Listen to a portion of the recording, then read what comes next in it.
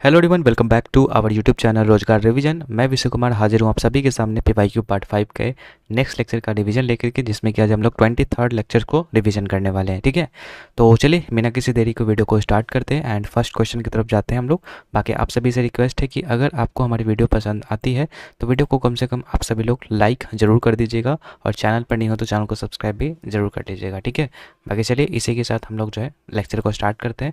First question आप सभी के सामने यहाँ पर है। ठीक है, तो थोड़ा सा मैं पेन का कलर चेंज कर लेता हूँ।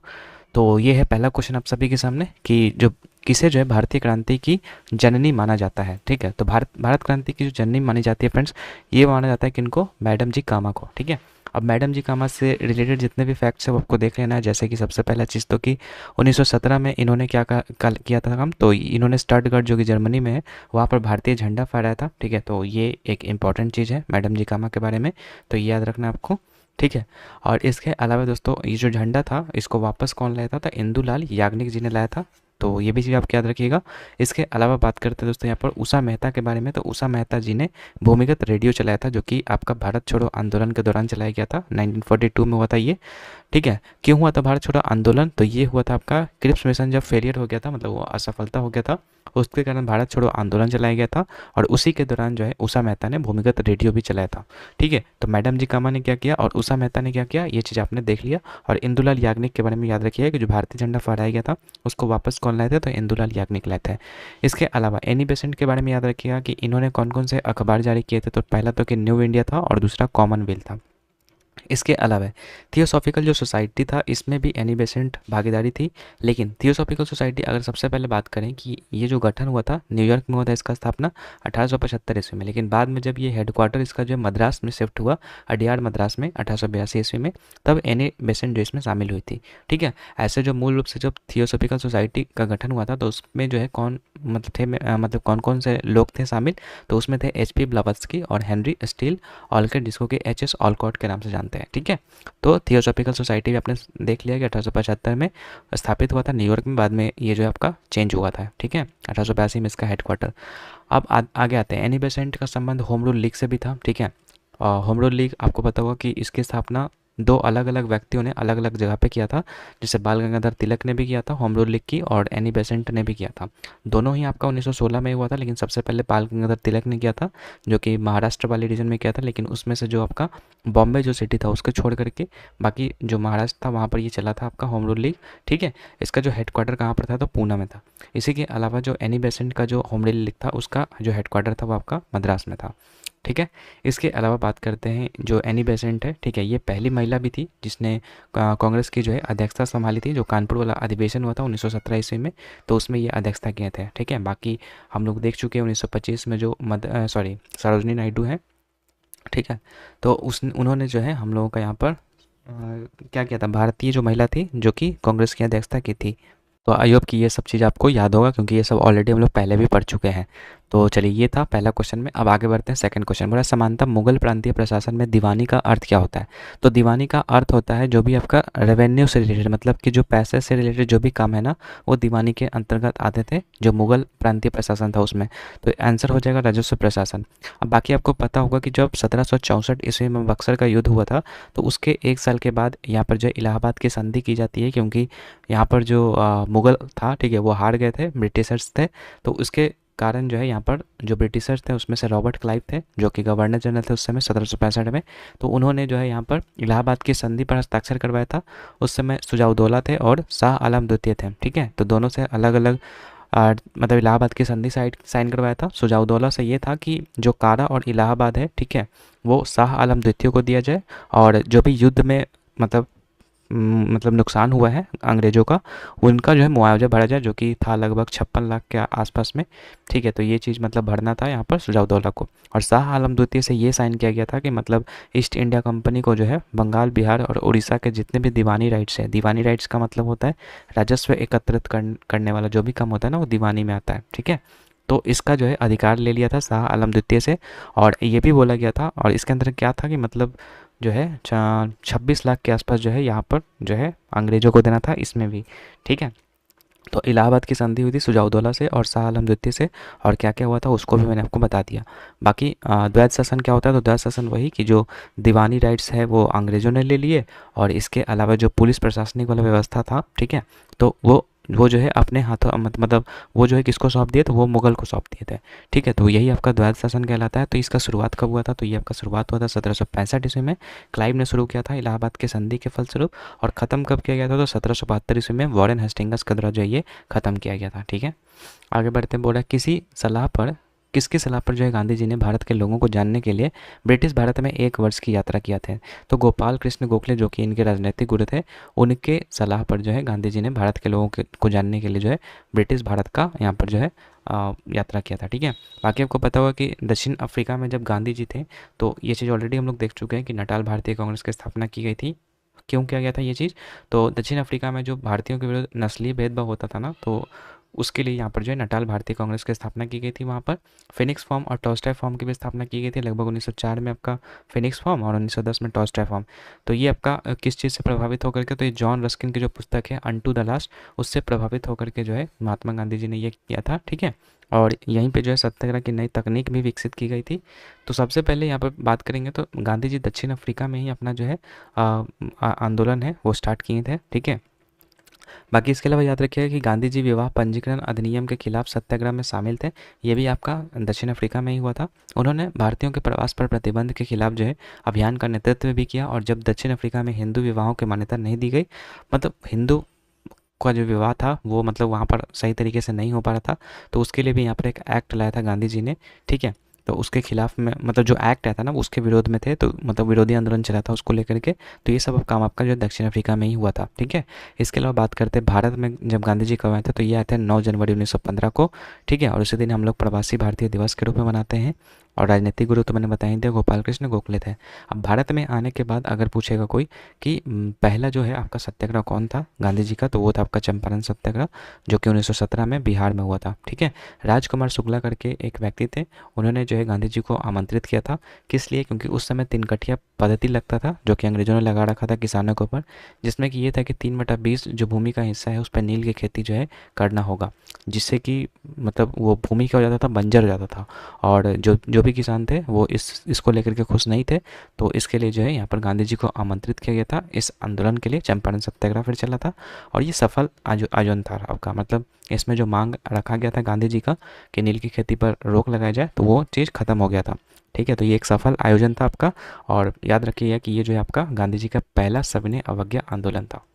आगे बढ़ते हैं। नेक्स्ट आपका हुआ था एक अहमदाबाद मिल मजदूर आंदोलन हुआ था, जो कि 1918 ईस्वी में हुआ था। ठीक है, तो इसमें जो है गांधी जी को आमंत्रित कौन किया था, तो इसमें किया गया था अनुसुईया साराभाई ने आमंत्रित किया था, जो कि आपका जो मिल था ना, ठीक है, तो मिल ऑनर की बहन थी ये। ठीक है, साराभाई। इसमें ये आंदोलन क्यों हुआ था, तो ये आंदोलन इसलिए हुआ था कि जो मतलब प्रेग बोनस जो था वो 70 से 80% दिया जाना था, लेकिन इसमें जो है मतलब दिया मतलब मांग कर रहे थे, लेकिन जो है यहाँ पर जो अंग्रेज़ थे, मतलब जो मिल मालिक था, वो इस बात को मानने के लिए तैयार नहीं था। इसके अलावा ये भी एक था कि जो यहाँ पर जो है मतलब जो वेतन है ना उसमें भी वृद्धि की मांग की गई थी कि 50% जो है वेतन वृद्धि की जाए। ठीक है, तो ये मांग को एक्सेप्ट नहीं कर रहे थे वो लोग, 20% ही दे रहे थे। फिर बाद में जब गांधी जी आए तो फिर ये 30% तक ये जो है पहुंचा था। ठीक है, तो ये चीज़ आपको याद रखना है कि अहमदाबाद मिल मजदूर 1918 में हुआ था। भूख हड़ताल हुआ था, इसमें गांधी जी ने पहली बार भूख हड़ताल किया था। इसमें अनुसुईया साराभाई ने आमंत्रित किया था, और अहमदाबाद में मिलों के मजदूरों ने आर्थिक अन्याय के खिलाफ लड़ाई गई लड़ी मतलब युद्ध था ये। बाकी युद्ध नहीं, मतलब एक प्रकार से कह सकते हैं कि आंदोलन था। ठीक है, और प्लेग बोनस देना इसमें बंद कर दिया गया था मालिकों के द्वारा, इसलिए यहाँ पर ये जो बुलाया गया था। बाकी खेड़ा सत्याग्रह एक था, ये भी आपका 1918 में हुआ था गुजरात वाले एरिया में। ठीक है, और ये पहला आपका असहयोग आंदोलन है। तो तीनों चीज़ आपको याद रखना है, पहला असहयोग आंदोलन बोलेगा तो खेड़ा, पहला सविनय अवज्ञा बोलेगा तो आपका वो सत्याग्रह चंपारण वाला, और पहला भूख हड़ताल बोलेगा तो वो हो जाएगा अहमदाबाद मिल वाला। ठीक है, इसके अलावा बात करते हैं खेड़ा सत्याग्रह में किसने बोला था, तो सरदार वल्लभ भाई पटेल ने गांधी जी को आमंत्रित किया था। किसानों का अंग्रेज सरकार की कर वसूली के विरुद्ध एक सत्याग्रह आंदोलन था। मतलब किसानों का कहना था इसमें कि इस समय जो है प्लेग के कारण जो है या फिर मतलब वर्षा वर्षा के कारण जो है हम लोग का फसल सही से नहीं हुआ है। ठीक है, तो आप इस बार जो है हमसे कर नहीं लीजिए। ठीक है, तो इसके विरोध में जो था ये। ठीक है, तो इसमें क्या किया गया कि फसल की उपज जो है 25% से मतलब इसमें कम थी। ठीक है। तो जिसके कारण से जो किसान लोग थे वो कर देने में असफल थे अंग्रेज़ों को। तो उसके लिए जो है गांधी जी का ये जो है आपका आंदोलन चला था, खेड़ा सत्याग्रह। ठीक है, ये आपका एक असहयोग आंदोलन था। इसके अलावा बात करते हैं 30 जनवरी को जो है गांधी जी की मृत्यु हो जाती है। शहीद दिवस इसी दिन मनाते हैं हम लोग। ठीक है, किसने किया था हत्या तो आपको पता ही है, नाथूराम गॉड्स ने। इसके अलावा 23 मार्च को आपको याद होना चाहिए कि भगत सिंह, राजगुरु और सुखदेव की जो है हत्या मतलब मृत्यु हो गई थी, फांसी की सज़ा दी गई थी इस दिन। तो इस दिन भी हम लोग शहीद दिवस के रूप में मनाते हैं। बाकी गोपाल कृष्ण गोखले महात्मा जी के तो है, महात्मा गांधी जी के तो थे ही मतलब गुरु। इसके अलावा जिन्ना के भी राजनीतिक गुरु थे। ठीक है, एंड इन्होंने ही सर्वेंट ऑफ इंडियन सोसाइटी करके इसकी स्थापना की थी गोपाल कृष्ण गोखले ने। तो ये चीज़ था इसमें। आगे बढ़ते बढ़े कोपेन जलवायु वर्गीकरण में कौन सा अक्षर कोड जो है मध्य अक्षांशीय रेगिस्तानी जलवायु को इंगित करता है। तो देखिए ऐसे तो डायरेक्ट ये BWK होगा, लेकिन इसको थोड़ा सा समझिएगा कि जो कोपेन का जो जलवायु वर्गीकरण था वो कब दिया गया था। तो ये आपका देखिए 1918 आपका गलत लिखा हुआ है, 1884 होगा। ठीक है, 1884 में ये दिया गया था फ्रेंड्स, जिसमें कि जो कोड दिए गए थे ABCDEH ऐसे करके, जिसमें कि अलग अलग कोड का मतलब अलग अलग होता है। जैसे A का मतलब होता है उष्णकटिबंधीय, B का मतलब होता है शुष्क जलवायु, C का मतलब होता है शीतोष्ण गर्म, और D का मतलब होता है ठंडे वर्षावन, और E का मतलब होता है आपका ध्रुवीय और ठंडा। और एक H भी था, H का मतलब होता है जैसे जैसे ऊपर आप हाइट पे जाइएगा ना वैसे वैसे ठंड बढ़ेगी, तो उसको H से डिनोट किया जाता था।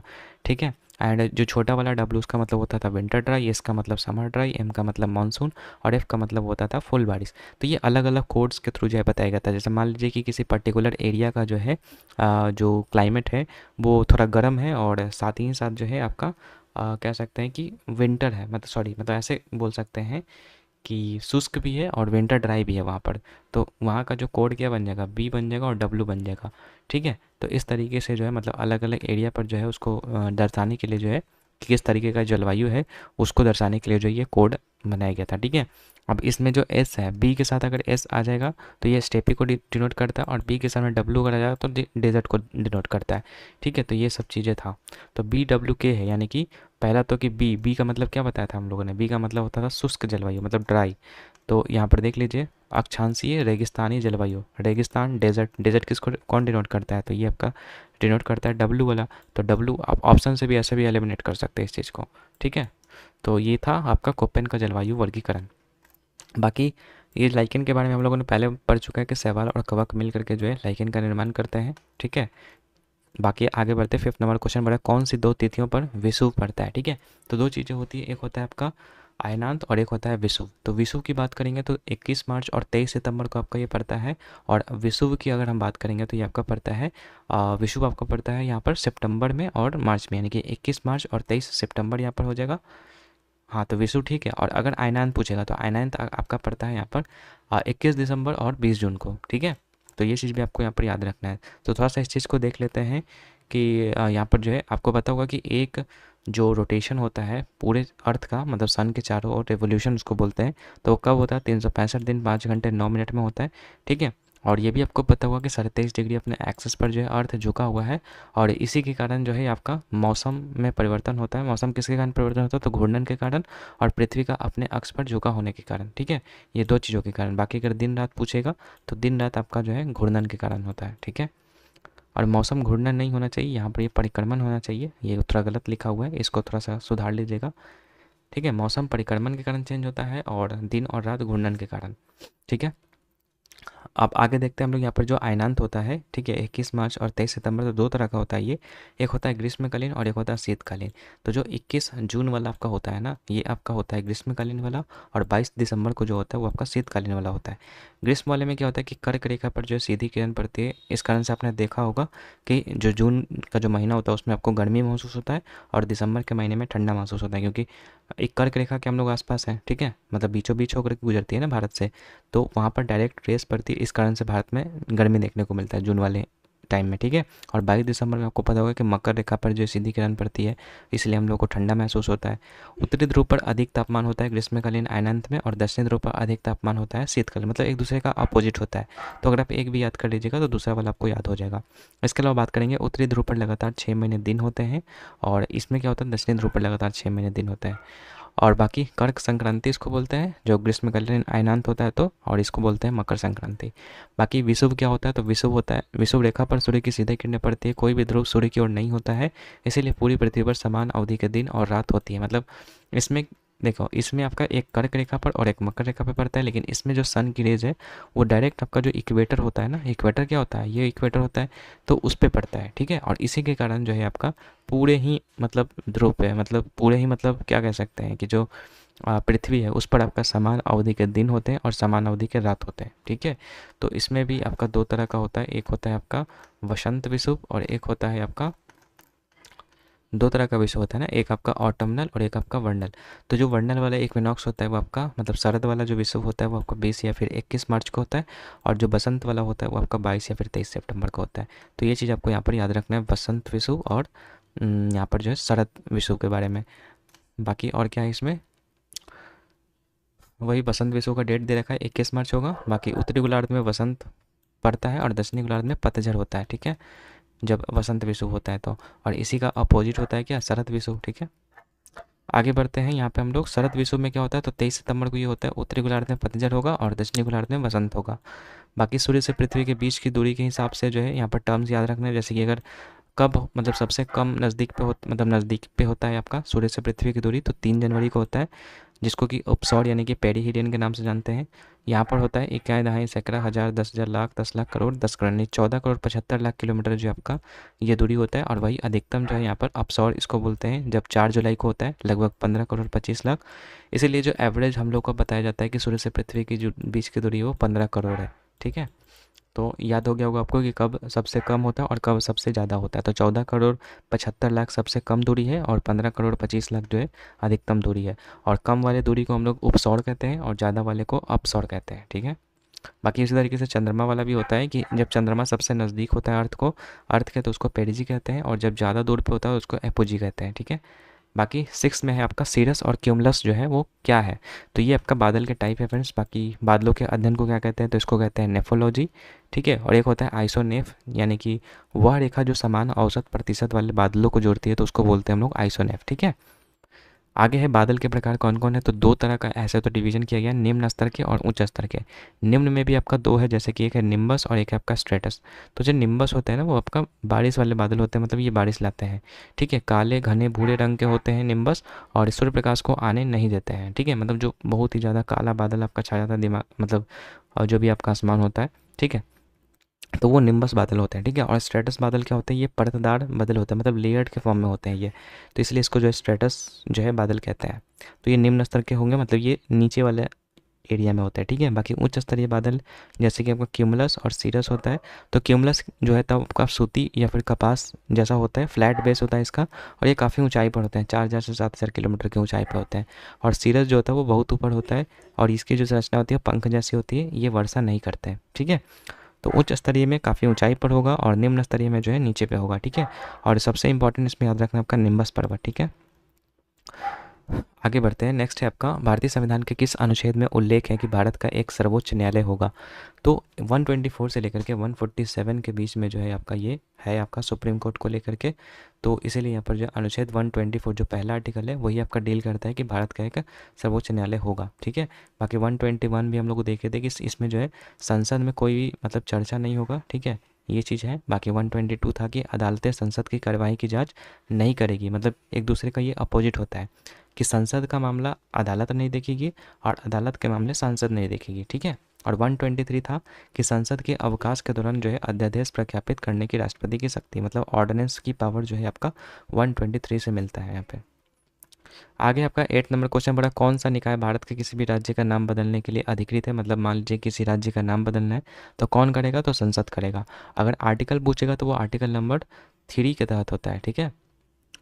यहाँ पर बोल रहा है अनुच्छेद 2 क्या बोलता है कि नए राज्यों का प्रवेश, नए राज्यों का प्रवेश मतलब कि कोई ऐसा राज्य जो भारत का पार्ट नहीं है उसको हम अंदर मिलाना चाहते हैं तो आर्टिकल नंबर 2 का यूज करके कर सकते हैं। इसमें है कि संसद निवेदनों और शर्तों के साथ जो है जिन्हें वो उचित समझे संघ में किसी नए राज्य का प्रवेश या फिर स्थापना कर सकती है। और अनुच्छेद 3 ये है कि जो एग्जिस्टिंग स्टेट है उसमें अगर कुछ चेंजेस करना है, ठीक है, जैसे नाम, एरिया, इन सब में चेंज करना है तो आर्टिकल नंबर 3 के थ्रू करेगा, ठीक है।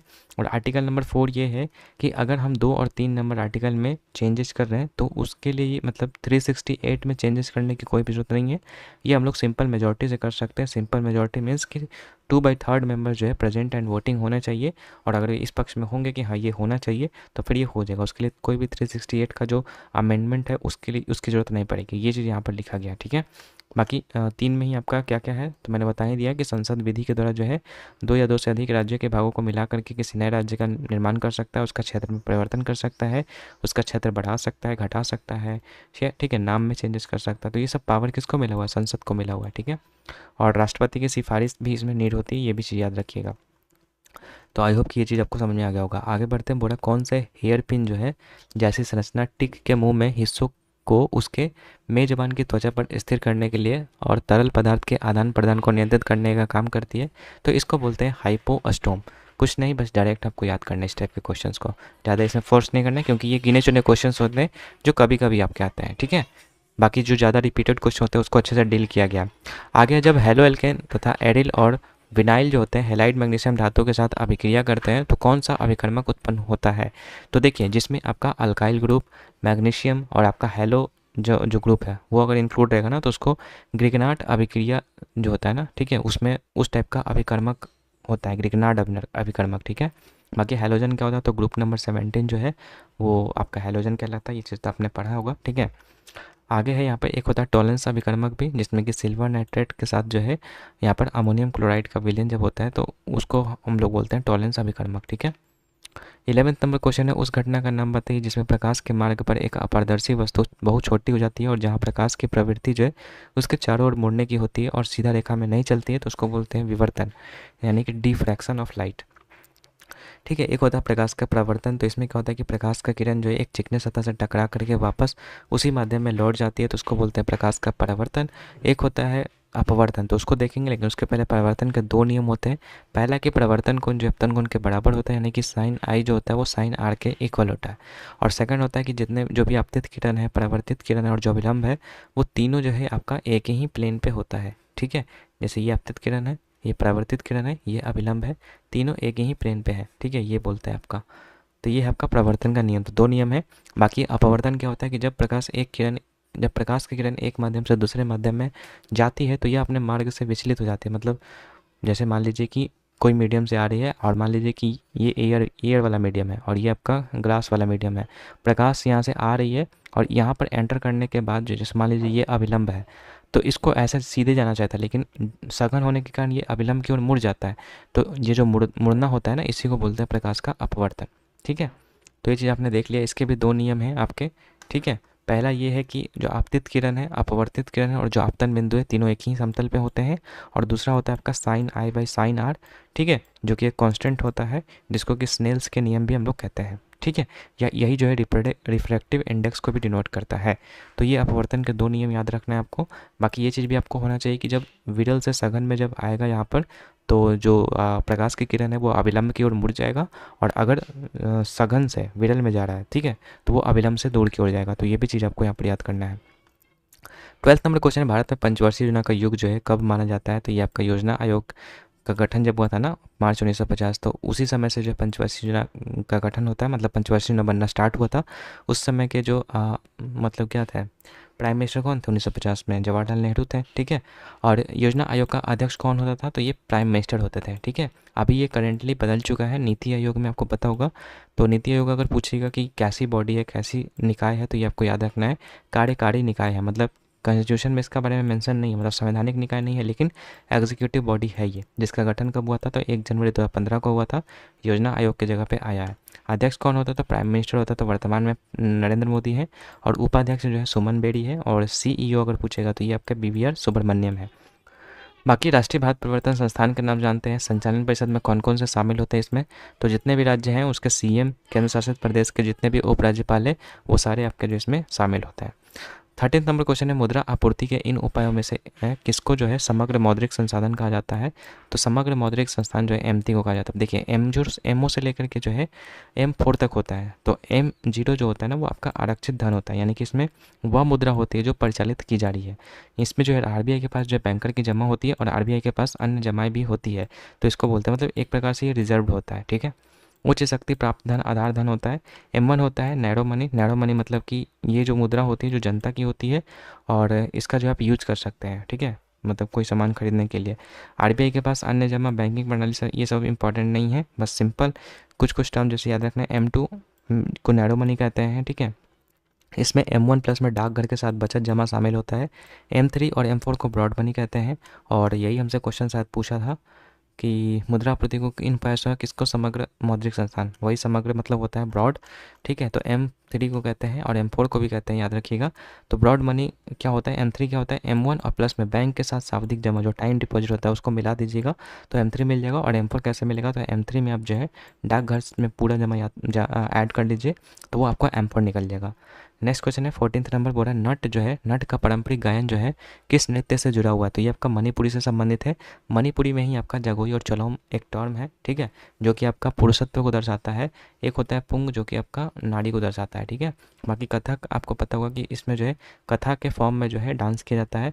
डांस किस तरह का होता है, तो ठुमरी फॉर्म में होता है। आगे छऊ, तो छऊ क्या है, एक प्रकार का मार्शल डांस है, ठीक है, जो कि 3 तरह का है। एक है पुरुलिया छऊ जो कि पश्चिम बंगाल में होता है, सराईकेला जो कि झारखंड में होता है और मयूरभंज जो कि आपका ओडिशा में होता है। तो 3 तरह के छऊ आपको याद रखना है। आगे है मोदी सरकार सांप्रदायिकता का नया उपहार, पुस्तक के लेखक कौन है? तो सीताराम येचुरी है। आगे है द्रोणाचार्य पुरस्कार जीतने वाली पहली महिला 2000 में भारोत्तोलन कोच कौन थी? तो ये थी हंसा शर्मा, ठीक है। अगर पूछेगा साम्यवादी पार्टी का गठन कब हुआ था, तो 1920 में हुआ था। कहाँ हुआ था? ताशकंद में हुआ था, उज्बेकिस्तान में। और 1925 में आपका जो है औपचारिक रूप से जो है कानपुर में ये आया था। इसके अलावा M.N. रॉय के द्वारा ये गठन किया गया था। 1924 में जो है कानपुर बोल्शेविक षड्यंत्र भी हुआ था, ये भी चीज़ आपको याद होना चाहिए। आज का लास्ट क्वेश्चन है, ओथेला नामक दुखद कहानी के लेखक कौन है? तो ये थे आपके विलियम शेक्सपियर, ठीक है। तो ये था ओवरऑल आज का लेक्चर, जिसमें कि हम लोगों ने 23rd लेक्चर का रिवीजन किया।